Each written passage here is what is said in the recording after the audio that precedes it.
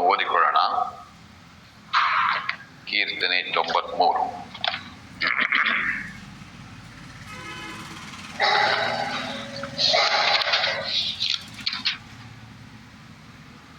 ಕೀರ್ತನೆ 93. ಯೆಹೋವನು ರಾಜ್ಯಾಧಿಕಾರವನ್ನು ವಹಿಸಿದ್ದಾನೆ, ಮಹಿಮಾ ವಸ್ತ್ರವನ್ನು ಧರಿಸಿದ್ದಾನೆ, ಶೌರ್ಯವನ್ನು ನಡುಕಟ್ಟಾಗಿ ಬಿಗಿದಿದ್ದಾನೆ. ಭೂಲೋಕವು ಸ್ಥಿರವಾಗಿರುವುದು, ಕದಲುವುದಿಲ್ಲ. ಪೂರ್ವದಿಂದಲೂ ನಿನ್ನ ಸಿಂಹಾಸನವು ಸ್ಥಿರವಾಗಿದೆ. ಅನಾದಿಯಿಂದ ನೀನು ಇದ್ದಿ. ಯೆಹೋವನೇ, ನದಿಗಳು ಮೊರೆದವು, ನದಿಗಳು ಬೋರಿಟ್ಟವು, ನದಿಗಳು ಘೋಷಿಸುತ್ತವೆ. ಜಲರಾಶಿಗಳ ಘೋಷಕ್ಕಿಂತಲೂ ಮಹಾತರಂಗಗಳ ಗರ್ಜನೆಗಿಂತಲೂ ಉನ್ನತದಲ್ಲಿ ಇರುವ ಯೆಹೋವನ ಮಹಿಮೆಯು ಗಾಂಭೀರ್ಯವುಳ್ಳದು. ಯೆಹೋವನೇ, ನಿನ್ನ ಆಜ್ಞೆಗಳು ಬಹುಖಂಡಿತವಾಗಿವೆ. ಸದಾ ನಿನ್ನ ಮನೆಗೆ ಯೋಗ್ಯವಾದದ್ದು ಪರಿಶುದ್ಧತ್ವವೇ ಎಂಬುದಾಗಿ ದೇವರ ಈ ವಾಕ್ಯವನ್ನು ಆಶೀರ್ವದಿಸಲಿ. ಸೋದರ ಜಯರಾಮರು ಬಂದು ಪ್ರಾರ್ಥನೆ ಸಲ್ಲಿಸಬೇಕೆಂಬ ಕೇಳ್ಕೊಳ್ತೇನೆ.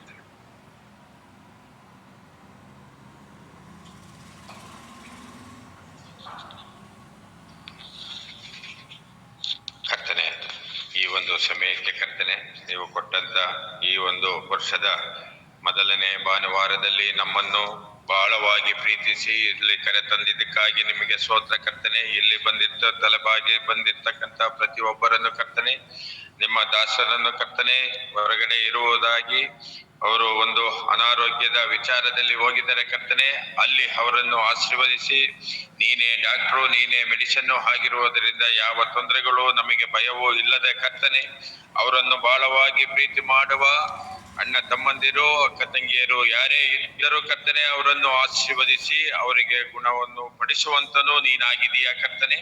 ಅದೇ ಸಮಯದಲ್ಲಿ ಇವತ್ತಿನ ಕೆಲಸ ಕಾರ್ಯದಲ್ಲಿ ತೊಡಗಿಕೊಂಡಿದ್ದರೆ ಅವ್ರಿಗೂ ಈ ಒಂದು ಆರಾಧನೆಗೆ ಬರೋದಕ್ಕೆ ಸಮಯವಿಲ್ಲದ ಕಾರಣ ಆತನ ಕುಟುಂಬವನ್ನು ಪ್ರತಿಯೊಬ್ಬರನ್ನು ಆಶೀರ್ವದಿಸು.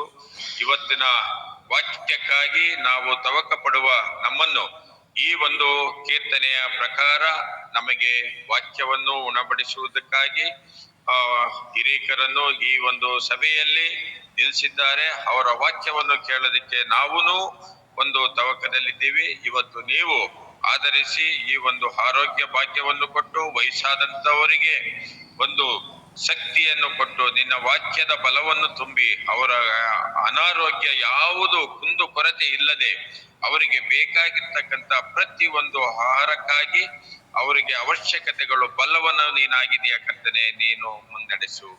ನಿನ್ನ 2ನೇ ಬರವಣವರೆಗೂ ನಾವು ನಿಮ್ಮನ್ನು ಎದುರು ನೋಡಿ ನಿಮ್ಮ ರಾಜ್ಯಕ್ಕಾಗಿ ತವಕ ಪಡುವ ನಮ್ಮನ್ನು ಆಶೀರ್ವದಿಸು, ಅನುಗ್ರಹಿಸು, ಕಾಪಾಡು. ಕೃಪೆ ಮೇಲೆ ಕೃಪೆ ನಿಲ್ಲಲಿ. ಎಲ್ಲವನ್ನು ತಂದೆ, ಮಗ, ಪರಿಶುದ್ಧಾತ್ಮನ ಯೇಸು ಕ್ರಿಸ್ತನ ಅಧಿಕಾರವುಳ್ಳ ನಾಮದಲ್ಲಿ ಬೇಡಿ ಹೊಂದಿದ್ದೇವೆ ತಂದೆಯೇ, ಆಮೆನ್.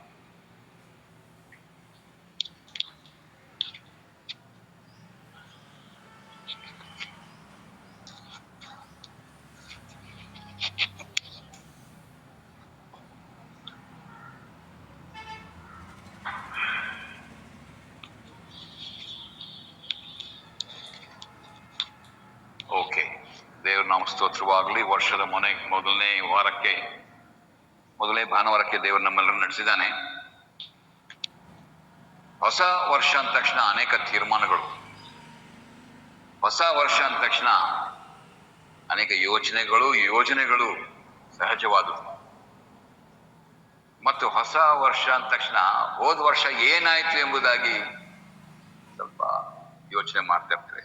ಹೋದ ವರ್ಷ ನಾನು ಏನೇನೋ ಯೋಚನೆ ಮಾಡಿದ್ದೆ, ಕೆಲವು ಆಯ್ತು, ಕೆಲವು ಆಗಿಲ್ಲ, ನಿರೀಕ್ಷೆಯಂತೆ ಕೆಲವು ಆಗ್ಲಿಲ್ಲ, ಕೆಲವು ವಿಷಯಗಳು ನೋಡುವಾಗ ನಿರೀಕ್ಷೆ ಮೀರಿ ಆಗಿದೆ. ಸೊ ಇದು ಪರಿಶೀಲನೆ ಸಮಯ. ನಾವು ವಾರದ ಮೊದಲನೇ ದಿನಕ್ಕೆ ಬಂದಾಗ, ಈ ವರ್ಷದ ವಾರದ ಮೊದಲನೇ ದಿನಕ್ಕೆ ಬಂದಾಗ ಪರಿಶೀಲನೆ ಮಾಡಿಕೊಳ್ಳೋದು ಉತ್ತಮ ಸಹ. ಯಾಕಂದ್ರೆ ಏನೇ ಮಾಡ್ಬೇಕಂದ್ರೂ ಕೂಡ ಏನಾಗಿದೆ, ಏನಾಗಿತ್ತು, ಏನಾಗ್ಬೇಕಾಗಿತ್ತು, ಈಗ ಏನ್ ಮಾಡ್ಬೇಕು, ಇವು ಬಹಳ ಮುಖ್ಯವಾದದ್ದು. ಹಾಗಾಗಿ ಈ ದಿನ ನಾನು ನಿಮ್ಮ ಮುಂದೆ ಶೇರ್ ಮಾಡುವಂತಹ ವಿಷಯ ಏನಂದ್ರೆ, ಕ್ರಿಸ್ತಿಯ ಜೀವಿತದಲ್ಲಿ ಪರಿಶೀಲನೆ ಅಂತ, ರಿವೈವಿಂಗ್ ಅವರ್ ಕ್ರಿಶ್ಚಿಯನ್ ಲೈಫ್. ನಮ್ಮ ಕ್ರಿಸ್ತಿಯ ಜೀವನದಲ್ಲಿ ನಾವು ಆತನ ನಂಬಿದ ದಿನದಿಂದಲೂ ಈವರೆಗೂ ಎಷ್ಟೋ ರೀತಿಯಲ್ಲಿ ದೇವರು ನಮ್ಮನ್ನು ಕೈ ಹಿಡಿದು ನಡೆಸಿ ಬೆಳೆಸ್ಕೊಂಡು ಈ ವರ್ಷ ಇಷ್ಟು ವರ್ಷವರೆಗೂ ನಡೆಸ್ಕೊಂಡು ಬಂದಿದ್ದಾನೆ. ಇವತ್ತು ಪರಿಶೀಲನೆ ಮಾಡಿಕೊಳ್ಳುವ ನಮ್ಮ ಕ್ರಿಸ್ತಿಯ ಜೀವಿತದಲ್ಲಿ ರಿವೈವಿಂಗ್ ಅವರ್ ಕ್ರಿಶ್ಚಿಯನ್ ಲೈಫ್ ಎಂಬುದಾಗಿ ಆ ವಿಷಯದಲ್ಲಿ ನಿಮ್ಮೊಟ್ಟಿಗೆ ಹಂಚಿಕೊಳ್ಳಲು ನಾನು ಇಷ್ಟಪಟ್ಟಿದ್ದೇನೆ. ಒಂದು ಆಸ್ಪತ್ರೆ ಅನ್ನುವಾಗ ಯಾರು ಆಸ್ಪತ್ರೆಗೆ ಹೋಗುವುದಿಲ್ಲ ಆರೋಗ್ಯವಾಗಿದ್ರೆ. ಆರೋಗ್ಯ ಇಲ್ಲದೆ ಇರುವಾಗ ಅಥವಾ ಅನಾರೋಗ್ಯ ಬಂದಾಗ ನಾವು ಆಸ್ಪತ್ರೆಗೆ ಹೋಗ್ತೇವೆ. ನಾವು ಆಸ್ಪತ್ರೆಗೆ ಹೋದಾಗ ವೈದ್ಯರು ಇರ್ತಾರೆ. ವೈದ್ಯರ ಹತ್ರ ನೀವು ಹೋಗಿ ನಿಂತ್ಕೊಳ್ತೀರಿ ಅಥವಾ ಕೂತ್ಕೊಳ್ತೀರಿ. ಫಸ್ಟ್ ವೈದ್ಯರು ನಿಮ್ಗೆ ಕೇಳೋ ಪ್ರಶ್ನೆ ಏನು? ನಿಮ್ಮ ಪರಿಸ್ಥಿತಿ ಏನಿದೆ ನಮ್ಗೆ ಸ್ವಲ್ಪ ಹೇಳಿ, ನಿಮ್ಮ ಹಿನ್ನೆಲೆ ಏನು ಸ್ವಲ್ಪ ನಮ್ಗೆ ಹೇಳಿ.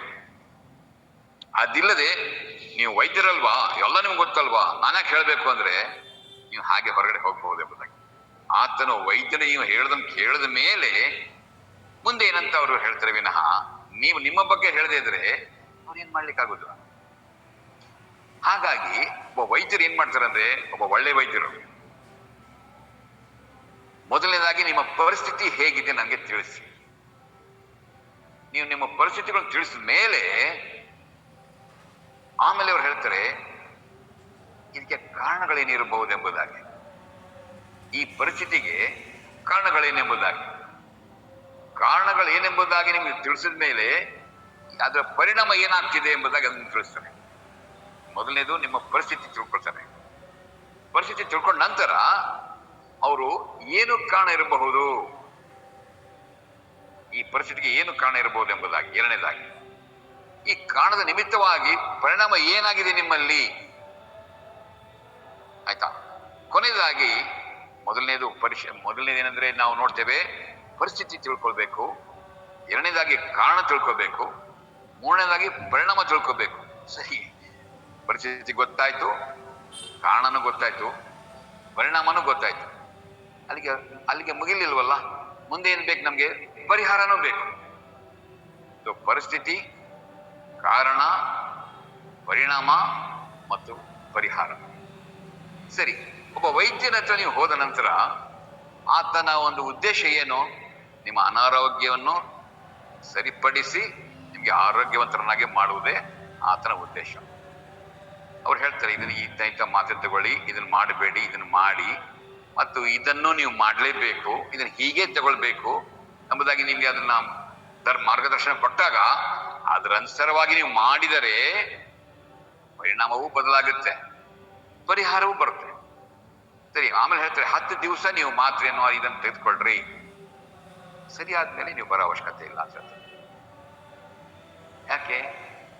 ವೈದ್ಯನಿರುವುದು ಅನಾರೋಗ್ಯಗಳಿಗೋಸ್ಕರ ವಿನಃ ಆರೋಗ್ಯವಂತನಿಗೋಸ್ಕರ ಅಲ್ಲ. ಅವರ ಉದ್ದೇಶ ಏನಂದ್ರೆ ನಿಮ್ಮ ಅನಾರೋಗ್ಯತೆಯನ್ನು ವಾಸಿ ಮಾಡಿ ನಿಮ್ಮನ್ನು ಆರೋಗ್ಯವಂತರಾಗಿ ಮಾಡುವುದು ಅಷ್ಟೇ ಅವ್ರ ಕೆಲಸ. ಅವ್ರು ಹೇಳ್ತಾರೆ ನೀವು ದಯವಿಟ್ಟು 10 ದಿವಸ ತಗೊಳ್ಳಿ, ಆಮೇಲೆ ನಿಮ್ಗೆ ಏನು ತೊಂದರೆ ಇಲ್ಲದಿದ್ರೆ ನೀವೇನು ಬರೋ ಅವಶ್ಯಕತೆ ಇಲ್ಲ. ನಮ್ಮ ಕ್ರಿಸ್ತಿಯ ಜೊತೆಲಿ ನೋಡುವಾಗ ಒಂದು ಹೆಜ್ಜೆ ಮುಂದೆ ಹೋಗ್ತದೆ. ನಮ್ಮ ಕ್ರಿಸ್ತಿಯ ಜೀವನ ನೋಡುವಾಗ ಯಾವ ದಿನದಿಂದ ನಾವು ಯೇಸು ಕ್ರಿಸ್ತನನ್ನು ನಂಬಿದ್ದೇವೋ ಆ ದಿನದಿಂದ ನಾವು ನಮ್ಮ ಕ್ರಿಸ್ತಿಯ ಜೀವಿತವನ್ನು ಪರಿಶೀಲನೆ ಮಾಡ್ಬೇಕಂದ್ರೆ ಇಲ್ಲಿ ಕೂಡ ಹಾಗೇನೆ. ಮೊದಲನೇದಾಗಿ ನಮ್ಮ ಪರಿಸ್ಥಿತಿ ಇವತ್ತು ಏನಿದೆ, ಎರಡನೇದಾಗಿ ಕಾರಣಗಳೇನು, ಈ ಪರಿಸ್ಥಿತಿಗೆ ಏನು ಕಾರಣ, ಮೂರನೇದಾಗಿ ಈ ಕಾರಣದ ನಿಮಿತ್ತವಾಗಿ ಈಗ ನಮ್ಮ ಪರಿಣಾಮ ಏನಾಗ್ತಾ ಇದೆ, ನಾಲ್ಕನೇದಾಗಿ ಪರಿಹಾರ ಏನು? ಮತ್ತೆ ನಾವು ಕತ್ತಲೆಯಿಂದ ಬೆಳಕಿಗೆ ಬಂದು ಬೆಳಕಿನಲ್ಲಿ ಇದ್ದುಕೊಂಡು ಮುಂದುವರಿಯುತ್ತಾ ಇದ್ದೇವೆ. ಆದರೆ ಪರಿಸ್ಥಿತಿ ನೋಡುವಾಗ ಗೊತ್ತಾಗುತ್ತೆ ನಾವು ಬೆಳಕಿನಲ್ಲಿ ಇದ್ದೇವೋ ಇಲ್ಲವೋ. ಬೆಳಕಿನಲ್ಲಿ ಇಲ್ಲ ಅಂದ್ರೆ ಯಾಕೆ ಬೆಳಕಿನಲ್ಲಿ ಇಲ್ಲ, ಅದಕ್ಕೆ ಕಾರಣಗಳೇನು? ಸರಿ, ಆ ಕಾರಣ ನಿಮಿತ್ತವಾಗಿ ಈಗ ಪರಿಣಾಮ ಏನಾಗ್ತಾ ಇದೆ, ಅದಕ್ಕೆ ಪರಿಹಾರ. ಇದೇ ರೀತಿಯಾಗಿ ನಾವು ಈ ದಿನ ನಿಮ್ಮ ಮುಂದೆ ಈ ವಿಷಯಗಳನ್ನು ಹೇಳಲು ಇಷ್ಟಪಡ್ತೇವೆ. ಮೊದಲನೇದಾಗಿ ಯೋಹಾನ ಬರೆದ ಮೊದಲನೇ ಪತ್ರಿಕೆ 1ನೇ ಅಧ್ಯಾಯ 1ನೇ ವಚನ. ಯಾಕಂದ್ರೆ ಇದೀಗ ನಾವು ಒಂದು ರಾಗ ಹಾಡಿದೆವು, ವಾಗ್ದಾನಗಳು ಎಷ್ಟೇ ಇದ್ದರೂ ಅವು ದೃಢವಾಗಿ ಮೊದಲು ಯೋಹಾನ ಬರೆದ ಮೊದಲನೇ ಪತ್ರಿಕೆ ಮೊದಲನೇ ಅಧ್ಯಾಯ, ಯೋಹಾನ ಬರೆದ ಮೊದಲನೇ ಪತ್ರಿಕೆ ಮೊದಲನೇ ಅಧ್ಯಾಯ ವಚನ 1-4 ಓದಿಕೊಳ್ಳೋಣ. ಯೋಹಾನ ಬರೆದ ಮೊದಲನೇ ಪತ್ರಿಕೆ ಮೊದಲನೇ ಅಧ್ಯಾಯ 1-4. Book of Epistle of John chapter 1, first Epistle of John chapter 1 verse 1-4. ನಾವು ನಿಮಗೆ ಪ್ರಸಿದ್ಧಿ ಪಡಿಸುವ ಜೀವವಾಕ್ಯವು ಆದಿಯಿಂದ ಇದ್ದದ್ದು, ಇದನ್ನು ನಾವು ಕಿವಿಯಾರೆ ಕೇಳಿ ಕಣ್ಣಾರೆ ಕಂಡು ಮನಸ್ಸಿಟ್ಟು ನೋಡಿ ಕೈಯಿಂದ ಮುಟ್ಟಿದ್ದೇವೆ. ಆ ಜೀವವು ಪ್ರತ್ಯಕ್ಷವಾಯಿತು, ತಂದೆಯ ಬಳಿಯಲಿದ್ದು ನಮಗೆ ಪ್ರತ್ಯಕ್ಷವಾದಂತಹ ಆ ನಿತ್ಯ ಜೀವವನ್ನು ನಾವು ಕಂಡು ಅದನ್ನು ಕುರಿತು ಸಾಕ್ಷಿ ಹೇಳಿ ಅದನ್ನು ನಿಮಗೆ ಪ್ರಸಿದ್ಧಿಪಡಿಸುತ್ತೇವೆ. ನಾವು ಕಂಡು ಕೇಳಿದ್ದು ನಿಮಗೂ ಗೊತ್ತಾಗಿ ನಮಗಿರುವ ಅನ್ಯೋನ್ಯತೆಯಲ್ಲಿ ನೀವು ಸೇರಬೇಕೆಂದು ಅದನ್ನು ನಿಮಗೆ ಪ್ರಸಿದ್ಧಿಪಡಿಸುತ್ತೇವೆ. ನಮಗಿರುವ ಅನ್ಯೋನ್ಯತೆಯು ತಂದೆಯ ಸಂಗಡಲೂ ಆತನ ಮಗನಾದ ಯೇಸು ಕ್ರಿಸ್ತನ ಸಂಗಡಲೂ ಇರುವಂಥದ್ದು. ನಮ್ಮ ಉಭಯತರ ಸಂತೋಷವು ಪರಿಪೂರ್ಣವಾಗಬೇಕೆಂದು ನಾವು ಈ ಮಾತುಗಳನ್ನು ಬಯಸುತ್ತೇವೆ ಎಂಬುದಾಗಿ. ಹಾಗೆ ಇನ್ನೊಂದು ಸ್ವಲ್ಪ ಮುಂದೆ ಓದಿಕೊಳ್ಳೋಣ. ನಾವು ಆತನಿಂದ ಕೇಳಿ ನಿಮಗೆ ತಿಳಿಸುವ ವಾರ್ತೆ ಏನೆಂದರೆ, ದೇವರು ಬೆಳಕಾಗಿದ್ದಾನೆ ಮತ್ತು ಆತನಲ್ಲಿ ಎಷ್ಟು ಮಾತ್ರವೂ ಕತ್ತಲೆ ಇಲ್ಲ ಎಂಬುದೇ. ನಾವು ದೇವರ ಸಂಗಡ ಅನ್ಯೋನ್ಯತೆ ಉಳ್ಳವರಾಗಿದ್ದೇವೆಂದು ಹೇಳಿ ಕತ್ತಲೆಯಲ್ಲಿ ನಡೆದರೆ ಸುಳ್ಳಾಡುವವರಾಗಿದ್ದೇವೆ, ಸತ್ಯವನ್ನು ಅನುಸರಿಸುವರಲ್ಲ. ಯೋಹಾನನು ಈ ವಾಕ್ಯ ಬರೆಯುವಾಗ ಯಾವುದು ನಾವು ಕಣ್ಣಾರೆ ನೋಡಿದ್ದೇವೋ, ಕೇಳಿದ್ದೇವೋ, ಮನಸ್ಸಾರೆ ನಂಬಿದ್ದೇವೋ ಮತ್ತು ಮುಟ್ಟಿದ್ದೇವೋ ಅದನ್ನು ನಾವು ನಿಮಗೆ ಪ್ರಚುರಪಡಿಸ್ತೇವೆ ಎಂಬುದಾಗಿ. ಈ ರೀತಿಯಾಗಿ ನೋಡುವಾಗ ಈ ಲೋಕದ ಫಿಲಾಸಫಿಗಳಿಗೂ ದೇವರ ವಾಕ್ಯಕ್ಕೂ ವ್ಯತ್ಯಾಸ ಇಷ್ಟೇನೆ. ಲೋಕದ ಫಿಲಾಸಫಿಗಳು ಅಥವಾ ಸಿದ್ಧಾಂತವು ಏನೇ ಇದ್ದಾಗ್ಲೂ ಸಹ ಅವು ಇಲ್ಲಿಂದ ಬಂದಿದೆ ಅಷ್ಟೇನೆ. ಈ ವಾಕ್ಯದಲ್ಲಿ ನೋಡುವಾಗ ಅದು ಇಲ್ಲಿಂದ ಬಂದದಲ್ಲ, ಅದು ಅಲ್ಲಿಂದ ಬಂದದ್ದು. ಯಾಕೆ? ನಂಬತಕ್ಕ ಸಾಕ್ಷಿ ಎಂಬುದಾಗಿ. ಈಗ ನಾವು ಏನ್ ನೋಡಿದ್ವಿ ಅಂದ್ರೆ, ಆತನಿಂದ ನಾವು ಕಿವಿಯಾರೆ ಕೇಳಿ ಕಣ್ಣಾರೆ ಕಂಡು ಮನಸ್ಸಿಟ್ಟು ನೋಡಿ ಕೈಯಿಂದ ಮುಟ್ಟಿದ್ದೇವೆ. ಯೋಹಾನನು ನಮ್ಮ ಕರ್ತನಾದ ಯೇಸು ಕ್ರಿಸ್ತನೊಂದಿಗೆ ಒಳನಾಟ ಒಳ ಸಂಪರ್ಕವನ್ನು ಇಟ್ಟುಕೊಂಡು ಕೇಳಿದಂಥ ವಾಕ್ಯವನ್ನು ನೋಡಿ ಮನಸ್ಸಿಟ್ಟು ಕೈಯಿಂದ ಮುಟ್ಟಿ ಆತ ಅನುಭವ ಅಂದ್ರೆ ಆ ಜೀವ ವೃಕ್ಷವು ನಮಗೋಸ್ಕರ ಪ್ರತ್ಯಕ್ಷವಾಯಿತು. ಹೀಗೆ ಹೇಳ್ತಾ ಮುಂದೆ ಹೋಗುವಾಗ ನಾವು ಆತನಿಂದ ಕೇಳಿ ನಿಮಗೆ ತಿಳಿಸುವ ವಾರ್ತೆ ಏನೆಂದರೆ, ದೇವರು ಬೆಳಕಾಗಿದ್ದಾನೆ ಮತ್ತು ಆತನಲ್ಲಿ ಎಷ್ಟು ಮಾತ್ರವೂ ಕತ್ತಲೆ ಇಲ್ಲವೇ ಇಲ್ಲ ಎಂಬುದೇ. ನಾವು ದೇವರ ಸಂಗಡ ಅನ್ಯೋನ್ಯತೆ ಉಳ್ಳವರಾಗಿ ಇದ್ದೇವೆ ಎಂದು ಹೇಳಿ ಕತ್ತಲೆಯಲ್ಲಿ ನಡೆದರೆ ಸುಳ್ಳಾಡುವರಾಗಿದ್ದೇವೆ, ಸತ್ಯವನ್ನು ಅನುಸರಿಸಲ್ಲ. ಸ್ವಲ್ಪ ಸಮಯಕ್ಕೆ ಇದನ್ನ ಇಲ್ಲೇ ಇರಲಿ. ಯಹೂದ್ಯರನ್ನು ದೇವರು ಮೋಶೆ ಮೂಲಕವಾಗಿ ಐಗುಪ್ತ ದೇಶದಿಂದ ಬಿಡಿಸಿಕೊಂಡು ಬಂದನು. ಎಲ್ಲ ಆಶೀರ್ವಾದವನ್ನು ಅನುಭವಿಸಿರೋರು, ಎಲ್ಲ ಬಿಡುಗಡೆಯನ್ನು ಅನುಭವಿಸಿರೋರು, ಭಯಂಕರವಾದ ಸ್ಥಿತಿಯಿಂದಲೂ ಅವರನ್ನು ದೇವರು ಪಾರು ಮಾಡಿದರು. ನಮ್ಮ ದೇವರು ಯೆಹೋವದೇವರು ಪಾರು ಮಾಡಿದರು. ಅಷ್ಟೇ ಅಲ್ಲ, ಆ ಯಹೂದ್ಯರಿಗೆ ಅಥವಾ ಆ ಇಸ್ರೇಲರಿಗೆ ಅಂತ ಹೇಳುವ, ಆ ಇಸ್ರೇಲರಿಗೆ ಅನೇಕ ಕಷ್ಟ, ರೋಗ, ರುಜಿನ ಎಲ್ಲವನ್ನೂ ಪಾರು ಮಾಡ್ಕೊಂಡು ಬಂದರು. ನಾವು ನೋಡ್ತೀವಿ 40 ವರ್ಷ ಅವರು ಚಪ್ಪಲಿ ಸಹ ಸವಿಲಿಲ್ಲ, ಬಟ್ಟೆ ಸಹ ಹರಿಲಿಲ್ಲ, ಕೂದಲು ಸಹ ಏನಾಗಿಲ್ಲ. ಅವ್ರು ಹೇಗಿದ್ರು, ಅವ್ರು ಹೇಗೆ ಬಿಟ್ಟು ಬಂದ್ರು ಹಾಗೇ ಇದ್ರೆ ಬಂದಾಗ. ಇದು ಅತ್ಯಾಶ್ಚರ್ಯವಾದದ್ದು. ಇದು ನೀನು ನಂಬಕ್ಕೂ ಸಾಧ್ಯ ಇಲ್ಲ. ಯಾಕೆ ಅನುಭವಿಸ್ತಾರಲ್ಲ, ನಂಬತಕ್ಕ ಸಾಕ್ಷಿ. ಅದಕ್ಕೋಸ್ಕರ ನಾವು ನಂಬ್ತೇವೆ ಅಷ್ಟೇ. ಎಲ್ಲಾ ಆಶೀರ್ವಾದವನ್ನು ಅನುಭವಿಸಿ ವೈಯಕ್ತಿಕವಾಗಿ ರಾತ್ರಿ ಒಂದು ಬೆಂಕಿ ಅವರನ್ನು ನಡೆಸ್ತಾ ಹೋಗ್ತಾ ಇತ್ತು. ಬೆಳಗಿನ ಸಮಯದಲ್ಲಿ ಮೋಡವನ್ನು ನಡೆಸ್ತಾ ಇತ್ತು. ಅದು ವಿಶೇಷವಾದಂತಹ ರೀತಿಯಲ್ಲಿ ಆ ಇಸ್ರೇಲರು ಎಷ್ಟೊಂದು ರೀತಿಯಲ್ಲಿ ಅವರು ಏನಂತಾರೆ ಬ್ಲೆಸ್ಸಿಂಗ್ಸ್, ದೇವರಿಂದ ಆಶೀರ್ವಾದ ಹೊಂದಿದ್ರು. ನಮ್ಮ ಜೀವನದಲ್ಲಿ ಕೂಡ ಅನೇಕ ಆಶೀರ್ವಾದ ನಾವು ಹೊಂದಿದ್ದೇವೆ, ಹೇಳಲಾರದಷ್ಟು. ನಾನು ಅದಕ್ಕೆ ಒಂದು ಮಾತು ಹೇಳಿದೆ, ಆಶೆ ನಾವು ಆಲೋಚನೆ ಮಾಡೋದಕ್ಕಿಂತಲೂ ಯಥೇಚ್ಛವಾಗಿ ನಾವು ಹೊಂದಿದ್ದೇವೆ, ಕೆಲವು ವಿಷಯದಲ್ಲಿ ಹೊಂದಿಲ್ಲ. ಯಾಕಂದ್ರೆ ಇದು ಪ್ರಶ್ನೆ, ಇದು ಪರಿಶೀಲನೆ ಸಮಯ. ಯಾಕಂದ್ರೆ ನಾವು ಫಸ್ಟ್ ಈಗ ಹೋಗ್ತಾ ಇದೀವಲ್ಲ, ಈಗ ಫಸ್ಟ್ ಈಗ 10ನೇ ಕ್ಲಾಸಿಂದ ಪ್ರಮೋಟ್ ಆಗಿ ನೀವು ಕಾಲೇಜ್ ಹೋಗುವಾಗ, ಕಾಲೇಜ್ ಹೋಗಿದ್ದ ಮೊದಲನೇ ದಿನ ನೀವೇನ್ ಮಾಡ್ತೀರಿ, ಅದು ಹೇಗಿತ್ತು ಹೇಗಾಯ್ತು, ಈಗ ನಾನೀಗ ಅಲ್ಲಿಂದ ಉತ್ತೀರ್ಣನಾಗಿ ಒಂದು ಕೋರ್ಸಿಗೆ ನೀವು ಕಾಲೇಜ್ಗೆ ಹೋಗಿದ್ದೀರಿ. ಅದೇ ರೀತಿಯಾಗಿ ದೇವರು ನಿಮ್ಮನ್ನು 24ರಿಂದ 25 ನಡೆಸುವಾಗ ವಿಶೇಷವಾಗಿ ನಿಮ್ಮನ್ನು ಸಂದರ್ಶಿಸಲಾಗಿದ್ದಾನೆ ತನ್ನ ವಾಕ್ಯದ ಮೂಲಕವಾಗಿ. ಈಗ ನಿಮ್ಮ ಮುಂದೆ ನಾನು ಒಂದು ಇಡೋ ಪ್ರಶ್ನೆ ಅಂದ್ರೆ, 24ರಲ್ಲಿ ನಾವು ಆತನಿಂದ ಆಶೀರ್ವಾದ ಹೊಂದಲಿಲ್ಲವೋ, ಆತನಿಂದ ವಿಶೇಷವಾದ ರೀತಿಯಲ್ಲಿ ನಮ್ಮನ್ನ ಬಿಡುಗಡೆ ಹೊಂದಲಿಲ್ಲವೋ, ರೋಗ ರುಜಿನದಿಂದ ಹೊಂದಲಿಲ್ಲವೋ?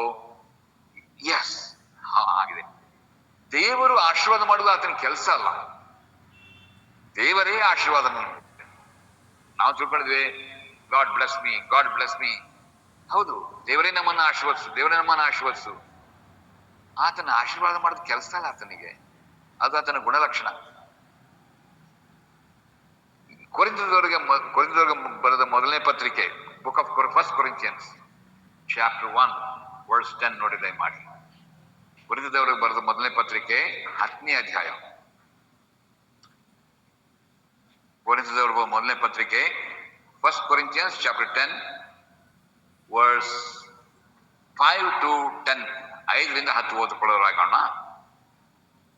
ಕೊರಿಂಥದವರಿಗೆ ಬರೆದ ಮೊದಲನೇ ಪತ್ರಿಕೆ 10ನೇ ಅಧ್ಯಾಯ 5ರಿಂದ 10 ವಚನ ಮುಂದೆ ಓದ್ತೇನೆ. ಯಾಕಂದ್ರೆ ಇದು ದೇವರು ಕೊಡುವ ಸಾಕ್ಷಿ, ಮನುಷ್ಯನು ಕೊಡುವ ಸಾಕ್ಷಿ ಒಂದಾಯ್ತು.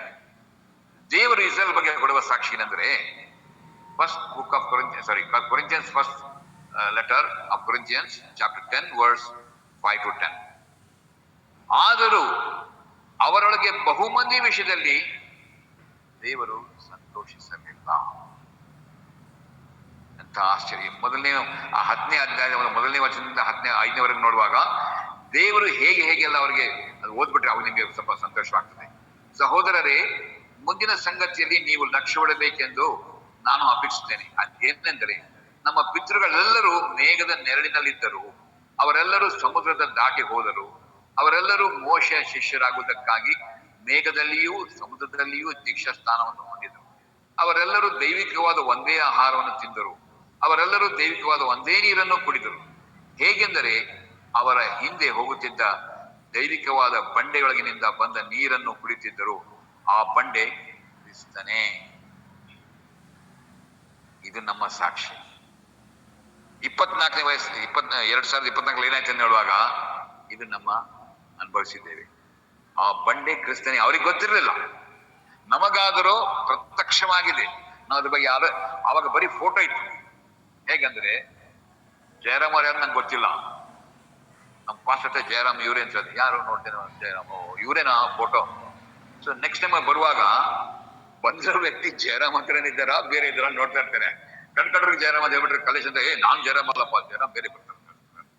ಆ ರೀತಿಯಾಗಿ ಹಳೆ ಉಳಿಕೆ ಸಂತರಿಗೆ ಗೊತ್ತಿರಲಿಲ್ಲ, ಭಕ್ತರಿಗೆ ಗೊತ್ತಿರಲಿಲ್ಲ, ಕ್ರಿಸ್ತನ ಒಂದು ಛಾಯೆ ಆಗಿದ್ದಾನೆ ಅಷ್ಟೇ, ಒಂದು ಫೋಟೋ ಆಗಿದ್ರೆ ಅಷ್ಟೇ. ಆದ್ರೆ ವಿಶ್ವಾಸಿ ಅಂತ ಈ ಹೊಸ ಮಳಿಗೆ ಮಕ್ಕಳಿಗೆ ನಮ್ಗೆ ಫೋಟೋ ಅವಶ್ಯಕತೆ, ಯಾಕಂದ್ರೆ ಪ್ರತ್ಯಕ್ಷವಾಗಿ ನಮ್ಮನ್ನು ನಾವು ಬಹಿರಂಗವಾಗಿ ಪಡಿಸ್ಕೊಂಡಿದ್ದು ನಮ್ಗೆ. ಸೊ ನಾವು ಅದನ್ನು ಕಣ್ಣಾರೆ ಕಿವಿಯಾರೆ ಅನುಭವಿಸ್ತಾ ಇರುವಾಗ ನಮಗೆ ಮತ್ತೆ ಫೋಟೋ ಅವಶ್ಯಕತೆ ಇಲ್ಲ. ಇನ್ಫ್ಯಾಕ್ಟ್ ಜಯರಾಮ ನೋಡಿದ್ರೆ ನಾವು ಫೋಟೋ ಹರಿದಾಕ್ಬಿಡ್ತೀವಿ, ಯಾಕಂದ್ರೆ ಅವ್ರನ್ನ ನೋಡಿ ಫೋಟೋ ಯಾರಿಗೆ ಇಟ್ಕೋಬೇಕು ನಾವು. ಅದೇ ರೀತಿಯಾಗಿ ನಾವು ಇಬ್ಬರಿಬ್ಬರು ಬದುಕೆ ನೋಡ್ತೀವಿ.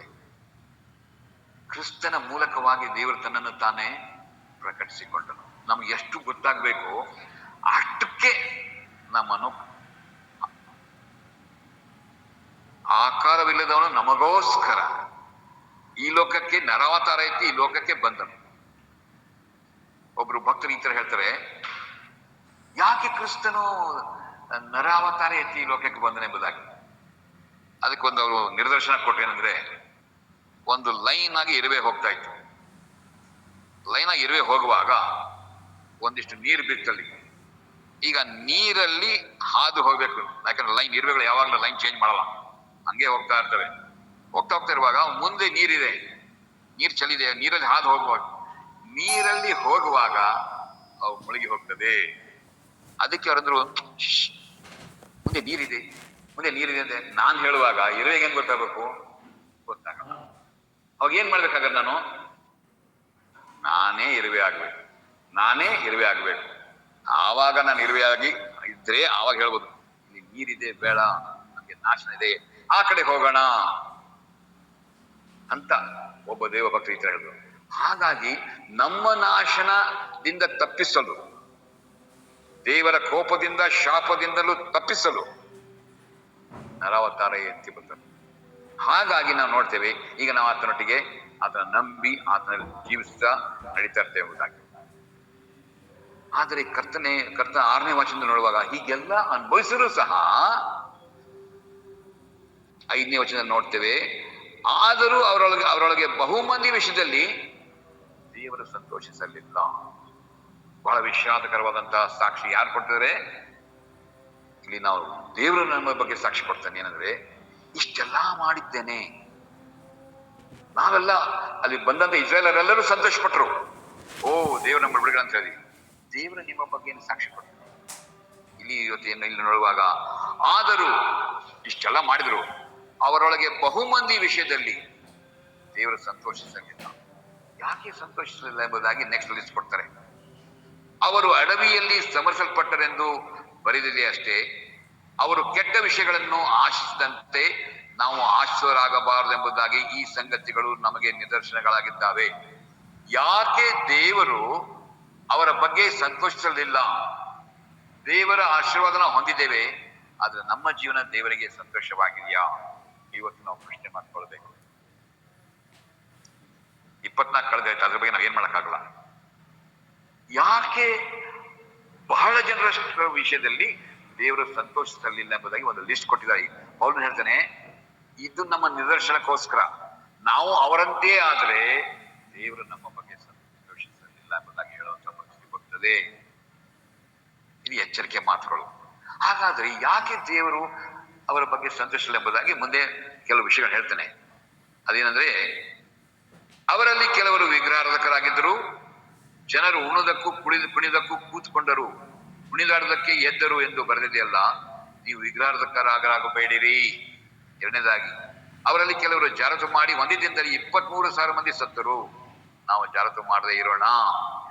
ಅವರಲ್ಲಿ ಕೆಲವರು ಕರ್ತನನ್ನು ಪರೀಕ್ಷಿಸಿ ಸರ್ಪಗಳಿಂದ ನಾಶವಾದರು. ನಾವು ಪರೀಕ್ಷಿಸದೇ ಇರೋಣ. ಇದಲ್ಲದೆ ಅವರಲ್ಲಿ ಕೆಲವರು ಗುಣಗುಟ್ಟಿ ಸಂಹಾರಕನ ಕೈಯಿಂದ ನಾಶನವಾದರು. ನೀವು ಗುಣಗುಟ್ಟಬೇಡಿರಿ. ಅವರಿಗೆ ಸಂಭವಿಸಿದ ಈ ಸಂಗತಿಗಳು ನಿದರ್ಶನ ರೂಪವಾಗಿವೆ ಮತ್ತು ಯುಗಾಂತಕ್ಕೆ ಬಂದಿರುವಾಗ ನಮಗೆ ಬುದ್ಧಿವಾದಗಳಾಗಿ ಬರೆದವೆ. ಆದ ಕಾರಣ ನಿಂತಿದ್ದೇನೆ ಎಂದು ನೆನೆಸುವನು ಬೀಳದಂತೆ ಎಚ್ಚರಿಕೆ ವಹಿಸಲಿ. ಒಂದು ವೇಳೆ ನಾವು ಹೋದ ವರ್ಷದಲ್ಲಿ ಬಿದ್ದಿಲ್ಲ ಅಂದ್ರೆ ಅದು ದೇವರ ಕೃಪೆ ಹೊರತು ನಾವು ಹೆಚ್ಚಳು ಪಡುವಂತದ್ರಲ್ಲಿ ಏನಿಲ್ಲ. ಇಂತಹ ವಿಷಯ ಇದ್ದ ಕಾರಣ ದೇವರು ಅವರ ಬಗ್ಗೆ ಸಂತೋಷ ಪಡಲಿಲ್ಲ. ದೇವರಿಂದ ಎಲ್ಲ ಅನುಭವಿಸಿದ್ರು ಈ ವಿಷಯದಲ್ಲಿ ನೋಡುವಾಗ, ಯಾಕಂದ್ರೆ ಅವರ ವೈಯಕ್ತಿಕ ಜೀವನ ನೋಡುವಾಗ ಅವ್ರು ಇನ್ನೂ ಐಗುಪ್ತರಾಗೇ ಇದ್ರು. ಐಗುಪ್ತ ದೇಶದಿಂದ ಬಿಡುಗಡೆ ಹೊಂದಿದ್ರು, ಆದ್ರೆ ಮನಸ್ಸು ಮಾತ್ರ ಅಲ್ಲೇ. ಪ್ರತಿ ಸಾರಿ ಇವೆಲ್ಲ ನೋಡುವಾಗ ಇವೆಲ್ಲ ಐಗುಪ್ತ ದೇಶದಲ್ಲಿ ಬಂದಿದ್ದೆ.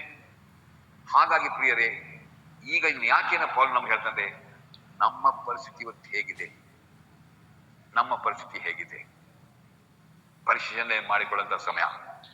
2024ರಿಂದ ಈಗ 2025 ಬಂದಿರುವಾಗ ನಮ್ಮ ಜೀವನ ನಾವು ಪರೀಕ್ಷಿಸಿಕೊಳ್ಳೋಣ. ಯಾಕಂದ್ರೆ ದೇವರ ವಾಕ್ಯ ಹೇಳ್ತದೆ, ನಿಮ್ಮನ್ನು ನೀವು ತೀರ್ಪು ಮಾಡಿಕೊಂಡ್ರೆ ನೀವು ತೀರ್ಪಿಗೆ ಒಳಗಾಗೋದಿಲ್ಲ. ಬೇರೆಯವ್ರ ಬಂದು ನಿಮ್ಗೆ ತೀರ್ಪು ಮಾಡೋದು ಬೇಡ. ನಿಮ್ಮನ್ನು ನೀವು ತೀರ್ಪು ಮಾಡಿಕೊಂಡರೆ ನೀವು ತೀರ್ಪಿಗೆ ಒಳಗಾಗುವುದಿಲ್ಲ ಎಂಬುದಾಗಿ. ಹಾಗಾಗಿ ಪ್ರಿಯರೇ, ಇವತ್ತು ನಮ್ಮ ಪರಿಸ್ಥಿತಿ ಅಂತ ನೋಡುವಾಗ 1ನೇ ತಿಮೋತಿ 1ನೇ ಅಧ್ಯಾಯ 6ರಿಂದ 9 ವಚನ ಓದಿಕೊಳ್ಳೋಣ. 1ನೇ ತಿಮೋತಿ ಬರೆದ 1ನೇ ಪತ್ರಿಕೆ 1ನೇ ಅಧ್ಯಾಯ 6ರಿಂದ 9 ವಚನ ಓದಿಕೊಳ್ಳೋಣ. ಅಂದ್ರೆ ನಮ್ಮ ಪರಿಸ್ಥಿತಿ ಇವತ್ತು ಹೇಗಿದೆ ಎಂಬುದಾಗಿ ಕೆಲವು ವಿಷಯಗಳನ್ನು ತಿಳಿದುಕೊಳ್ಳಂತೆ ನಿಮ್ಮ ಮುಂದೆ ಹೇಳಲು ಇಷ್ಟಪಡ್ತೇನೆ. ಯಾಕಂದ್ರೆ ಉಳಿದ ಪತ್ರಿಕೆ ನೋಡುವಾಗ ಅನೇಕ ವಿಷಯದಲ್ಲಿ ಆತನು ಸಂತೋಷಪಡಲಿಲ್ಲ ಎಂಬುದಾಗಿ. ಮೊದಲನೇ ತಿಮೋಥೆಯ ಪತ್ರಿಕೆ 1ನೇ ಅಧ್ಯಾಯ 6ರಿಂದ 9 ವಚನ ಓದುವನಾಗಿದ್ದೇನೆ. ಕೆಲವರು ಈ ಗುರಿ ತಪ್ಪಿ ವ್ಯರ್ಥವಾದ ವಿಚಾರಗಳಿಗೆ ತಿರುಗಿಕೊಂಡಿದ್ದಾರೆ. ಯಾವುದು ಇದು? ನಮಗೆ ಹೊಸ ವಿಶ್ವಾಸ ಮಕ್ಕಳಿಗೆ ಇದು ಹೇಳ್ತಿರೋದು. ಈಗ ಕೆಲವರು ಗುರಿ ತಪ್ಪಿ ವ್ಯರ್ಥವಾದ ವಿಚಾರಗಳಿಗೆ ತಿರುಗಿಕೊಂಡಿದ್ದಾರೆ. ಅವರು ಧರ್ಮೋಪದೇಶಗಳಾಗಿರಬೇಕೆಂದಿದ್ದರೂ ತಾವು ಹೇಳುವುದಾಗಲಿ ತಾವು ದೃಢ ಮಾತಾಡುವ ವಿಷಯದಲ್ಲಾಗಲಿ ಇಂಥದ್ದೆಂದು ತಿಳಿದಿರುವವರಾಗಿದ್ದಾರೆ. ಧರ್ಮಶಾಸ್ತ್ರವು ಒಳ್ಳೆಯದೆಂದು ಬಲ್ಲೆವು, ಆದರೆ ಅದನ್ನು ಅದರ ಉದ್ದೇಶಕ್ಕೆ ತಕ್ಕ ಹಾಗೆ ಉಪಯೋಗಿಸಬೇಕು. ಅಂದರೆ ಅದು ಅಧರ್ಮಿಗಳು, ಅವಿಧೇಯರು, ಭಕ್ತಿಹೀನರು, ಪಾಪಿಷ್ಠರು, ದೇವ ಭಕ್ತಿ ಇಲ್ಲದವರು, ಪ್ರಾಪಂಚಿಕರು, ತಂದೆ ತಾಯಿಗಳನ್ನು ಹೊಡೆಯುವವರು, ನರಹತ್ಯೆ ಮಾಡುವವರು, ಜಾಲರು, ಪುರುಷಗಾಮಿಗಳು, ನರಚೂರರು, ಸುಳ್ಳುಗಾರರು, ಅಬದ್ಧ ಪ್ರಾಮಾಣಿಕರು, ಸ್ವಸ್ಥ ಬೋಧನೆಗೆ ಪ್ರತಿಕೂಲವಾಗಿ ಏನಾದರೂ ಇದ್ದರೆ ಅದನ್ನು ಮಾಡುವರು. ಈ ಮೊದಲಾಗಿ ಅನೀತಿವಂತರಿಗೆ ನೇಮಕವಾಗಿದೆ ಹೊರತು ನೀತಿವಂತಿಗೆ ನೇಮಕವಾಗಿಲ್ಲ ಎಂಬುದಾಗಿ. ಯಾಕೆ ಈ ವಿಷಯ ನಿಮ್ಗೆ ಹೇಳ್ತಿದ್ದೇನೆ ಅಂದ್ರೆ ಪ್ರಿಯರೇ, ನಮ್ಮ ಕ್ರಿಸ್ತಿಯ ಜೀವಿತದ ಬೆಳವಣಿಗೆಗೂ ನಮ್ಮ ಕ್ರಿಸ್ತಿಯ ಜೀವಿತದ ಅಭಿವೃದ್ಧಿಗೂ ನಮಗೆ ಮೂಲ ಆಧಾರ ವಾಕ್ಯವೇ. ನಮಗೆ ಬೇಕಾದಂತಹ ತಿದ್ದುಪಡಿ ವಾಕ್ಯವೇ. ನಮಗೆ ಬೇಕಾದಂತಹ ಮಾರ್ಗದರ್ಶನ ವಾಕ್ಯವೇ. ನಮಗೆ ಬೇಕಾದಂತಹ ಎಚ್ಚರಿಕೆ ಮಾತು ವಾಕ್ಯವೇ. ನೀವು ಮತ್ತೆ ಲೋಕಕ್ಕೆ ಹೋದರೆ ನೀವು ಬಹಳ ಪರಿಸ್ಥಿತಿ ಹೀನಾಸ್ಥಿತಿ ಆಗಿದೆ. ನಾವು ಲೋಕದಲ್ಲೇ ಇದ್ದೆವು, ಮೊದಲು ಲೋಕದಲ್ಲೇ ಇದ್ದುಕೊಂಡು ಕತ್ತಲಲ್ಲಿ ಇದ್ದುಕೊಂಡು ಪ್ರವೀಣರಾಗಿದ್ದೆವು. ಗಲಾತ್ಯದ ಪತ್ರಿಕೆ ನೋಡಿ ದಯಮಾಡಿ. ಗಲಾತ್ಯದ ಪತ್ರಿಕೆ 1ನೇ ಅಧ್ಯಾಯ, book of Galatians chapter 1.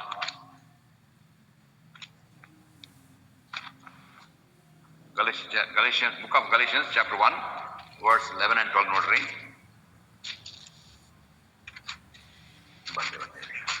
Galatia ಪತ್ರಿಕೆ 1ನೇ ಅಧ್ಯಾಯ 11 ಮತ್ತು 12 ವಚನ ಓದೋನಾಗಿದ್ದೇನೆ.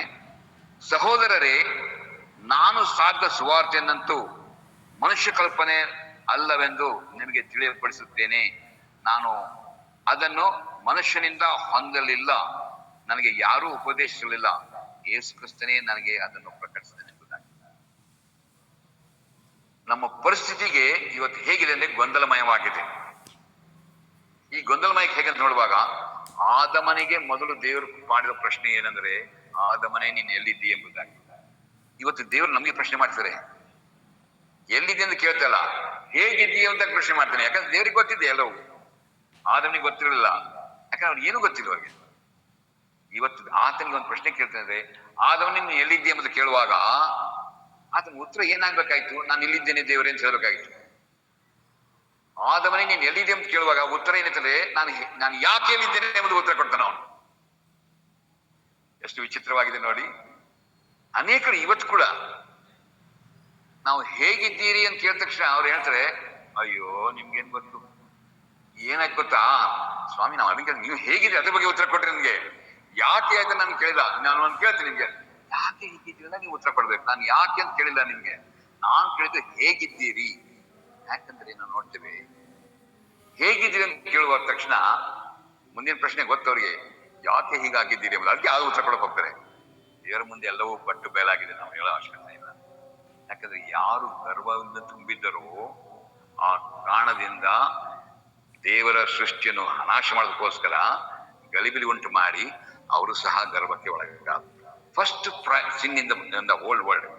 ಇಡೀ ಲೋಕದಲ್ಲಿ ಮೊದಲನೇ ಒಂದು ಪಾಪ ಏನಂದ್ರೆ ಹಣ್ಣು ತಿಂದಿದ್ದ ಪಾಪ ಅಲ್ಲ, ಆ ವೃಕ್ಷ ಪಾಪ ಅಲ್ಲ, ಗರ್ವ, ಪ್ರೈಡ್.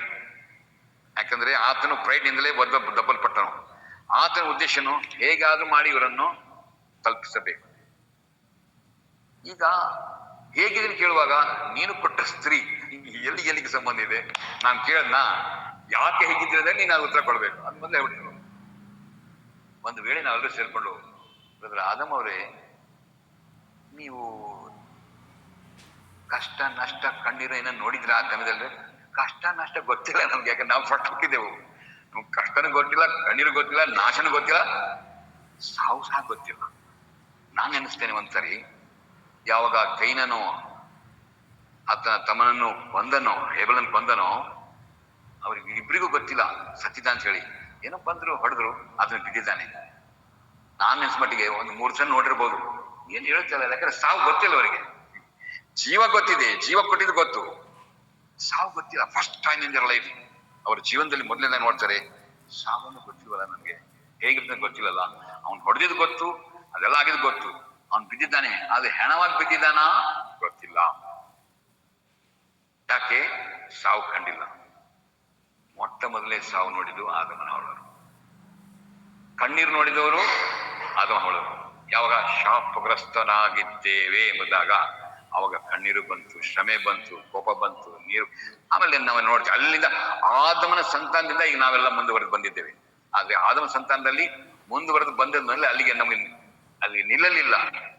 ಯಾವುದು ಮೊದಲನೇ ಆದಮನಿಂದ ಮಾಡ್ಲಿಕ್ಕೆ ಆಗಲಿಲ್ಲವೋ ಅದನ್ನು ಎರಡನೇ ಆದಮನಿಂದ ಪರಿಪೂರ್ಣವಾಗಿ ದೇವರು ಮಾಡಿದ ಎಂಬುದಕ್ಕಾಗಿ ನಾವು ಸ್ತೋತ್ರಸಲಾಗಿದೆ.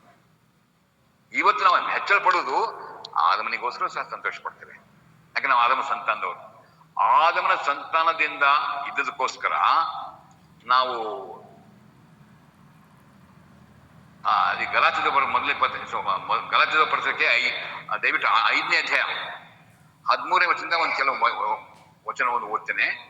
Book of Galatians chapter 5 verse 13 to 16. ಯಾಕಂದ್ರೆ ಆದಮನಿಂದ ಕೆಲವು ನಾವು ಆಸ್ತಿ ಪಡ್ಕೊಂಡು ಬಂದಿದ್ದೇವೆ, ಪಿತ್ರಾರ್ಜಿತ ಆಸ್ತಿ ಅಂತಾರಲ್ಲ ಹಾಗೆ. ಆದಮ ನಮ್ಮ ಮೂಲ ಪಿತೃ, ಆದ್ರಿಂದ ಕೆಲವು ಒಂದು ಪಡ್ಕೊಂಡು ಬಂದ ಆಸ್ತಿಗಳು. ಏನು ಆಸ್ತಿಗಳನ್ನು ನೋಡುವಾಗ ಗಲಾತ್ಯ ಬರೆದ ಪತ್ರಿಕೆ 5ನೇ ಅಧ್ಯಾಯ 13ರಿಂದ 17 ಓದ್ತೇನೆ ನಾನು, ದಯಮಾಡಿ 13ರಿಂದ 15 ಓದ್ತೇನೆ. ಸಹೋದರರೇ, ನೀವು ಸ್ವತಂತ್ರರಾಗಿರಬೇಕೆಂದು ದೇವರ ನಿಮ್ಮನ್ನು ಕರೆದನು. ಆದರೆ ನಿಮಗಿರುವ ಸ್ವಾತಂತ್ರ್ಯವನ್ನು ಶರೀರ ಸ್ವಭಾವಕ್ಕೆ ಆಸ್ಪದವಾಗಿ ಬಳಸದೆ ಪ್ರೀತಿಯಿಂದ ಒಬ್ಬರಿಗೊಬ್ಬರು ಸೇವೆ ಮಾಡಿರಿ. ನಿನ್ನ ನೆರೆಯವರನ್ನು ನಿನ್ನಂತೆ ಪ್ರೀತಿಸು ಎಂಬ ಒಂದು ಮಾತಿನಲ್ಲಿ ಧರ್ಮಶಾಸ್ತ್ರನೆಲ್ಲ ಅಡಕವಾಗಿದೆ. ಆದರೆ ನೀವು ಒಬ್ಬರನ್ನೊಬ್ಬರು ಕಚ್ಚಿ ಹರ್ಕೊಂಡು ನುಂಗುವರಾಗಿದ್ದರೆ ಒಬ್ಬರಿಗೊಬ್ಬರು ನಾಶವಾಗೀರಿ ಎಂದು ನೋಡಿರಿ ಎಂಬುದಾಗಿ ಹೇಳ್ತಾರೆ. ಯಾಕೆ ಇದನ್ನು ಈ ಮಾತು ಹೇಳ್ತಾನೆ ಪೌಲನು? ಬೆಳಕಿನವರೆಂದು ಹೇಳ್ತಾ ಇದ್ದೀರಿ, ನೀವು ನಿಮ್ಮ ಪರಿಸ್ಥಿತಿ ನೋಡುವಾಗ ವಿಚಿತ್ರವಾಗಿದೆ. ಯಾಕೆ ಹೇಳುವಾಗ 18ನೇ ವಚನ ಓದ್ತೇನೆ ಅಲ್ಲಿಂದ. ಅಲ್ಲಿ ನಿಮ್ಗೆ ಕ್ಲಿಯರ್ ಆಗಿ ಗೊತ್ತಾಗ್ತೇನೆ ಪಿತ್ರಾರ್ಜಿತ ಆಸ್ತಿ ಏನು ಹೊಂದ್ಕೊಂಡು ಬಂದಿದೆ ಎಂಬುದಾಗಿ. 18ನೇ ವಚನ ನೋಡುವಾಗ, ನೀವು ಮಾಡಲು ಇಚ್ಛಿಸುವನ್ನು ಮಾಡದಂತೆ ಇವುಗಳನ್ನು ಒಂದಕ್ಕೂ ಹೋರಾಡುತ್ತೇವೆ.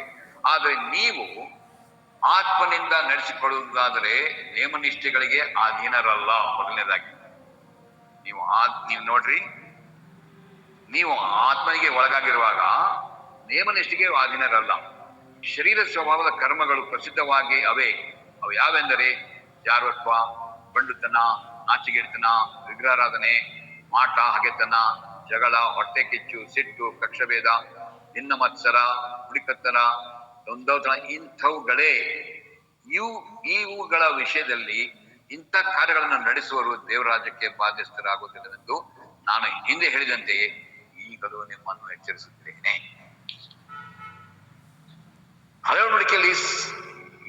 ಹಳವಳಿಕೆಯ ಪಿತೃಗಳು ಭಕ್ತರು, ಅವರಿಗೆ ಸಾಮೂಹಿಕವಾಗಿತ್ತು, ಆಶೀರ್ವಾದ ಸಾಮೂಹಿಕ, ಎಲ್ಲವೂ ಸಾಮೂಹಿಕವಾಗಿತ್ತು. ಈಗ ನಮಗೆ ಕ್ರಿಸ್ತನಲ್ಲಿ ನಮಗೆ ವಿಶೇಷವಾಗಿ ಅಂದ್ರೆ ಪ್ರತಿಯೊಬ್ಬರು ಸಭೆ ಅಂಗವಾಗಿದ್ದೀರಿ. ಈ ಸಭೆ ಅನ್ನುವಾಗ ಕಟ್ಟಡ ಅಲ್ಲ, ಸಭೆ ಅನ್ನುವಾಗ ವಿಜೃಂಭಣೆ ಅಲ್ಲ, ಸಭೆ ಅನ್ನುವಾಗ ಎವ್ರಿ ವಿಶ್ವಾಸಿ ಮಗಳು ಅವರು ಸಭೆಯ. ಈ ನಾವು ಪಿತ್ತ ಆಸ್ತಿ ಅಂತ ಹೇಳಿದಾಗ ಏನ್ ಪಡ್ಕೊಂಡು ಬಂದಿವಿ ಅಂದ್ರೆ ಆದಮನಿಂದ ಯಾವ ದಿನ ಮೂರನೇ ಅಧ್ಯಾಯದಿಂದ ನೋಡ್ತೇವೆ, ಕಸ್ಟಡಿ ಇಸ್ ದ ಲ್ಯಾಂಡ್. ಇನ್ನು ಮೇಲೆ ಕಷ್ಟಪಟ್ಟು ಉಳಿಬೇಕು, ಕಷ್ಟಪಟ್ಟು ಮಾಡ್ಬೇಕು, ನೀನು ಹೆರಿಗೆ ಮಾಡಿ ಇದೆಲ್ಲ ಹೇಳುವಾಗ ಕೆಲವು ಪಿತ್ರಾರ್ಜಿತ ಆಸ್ತಿ ಅಂದ್ರೆ ನಾವು ಪ್ರವೀಣರಾಗಿದ್ದೀವಿ. ಏನು ಓದ್ತಲ್ಲ ಇಂಗ್ಲಿಷ್ ನಾನು, ಇದು ಇನ್ನೂ ಎಷ್ಟೋ ಲಿಸ್ಟ್ ಇದೆ, ಅದು ನಮ್ಗೆ ಗೊತ್ತಿಲ್ಲ, ಅವಾಗ ಇರಲಿಲ್ಲ, ಇನ್ನೂ ಕಾಂಪ್ಲಿಕೇಟೆಡ್ ಆಗಿ ಬಂದಿದೆ. ಯಾಕಿದೆ ಹೇಳಿದ್ರೆ ಪ್ರಿಯರೇ, ಇವು ನಮ್ಮ ಪಿತ್ರಾರ್ಜಿತ ಆಸ್ತಿ, ಇದ್ರಲ್ಲಿ ನಾವು ಎಕ್ಸ್ಪರ್ಟ್ಸ್ ಇದ್ದೇವೆ. ಇದರಿಂದ ಬಿಡುಗಡೆ ಮಾಡೋದಕ್ಕೋಸ್ಕರ ಕರ್ತನು ನಮಗೋಸ್ಕರ ಈ ಲೋಕಕ್ಕೆ ಬಂದ. ಅದಕ್ಕೋಸ್ಕರ ಹೇಳ್ತೇವೆ, ನಾವು ಕತ್ತಲಿದ್ದೇವೆ, ಒಂದಾದ ಕಾಲದಲ್ಲಿ ನಾವು ಕತ್ತಲಿದ್ದೇವೆ, ಈಗ ನಾವು ಬೆಳಕಿನಲ್ಲಿ ಆಗಿದ್ದೇವೆ. ಬೆಳಕಿನಲ್ಲಿರುವವರು ಕರ್ತನ ಹಿಂಬಾಲಿಸಬಾರದು.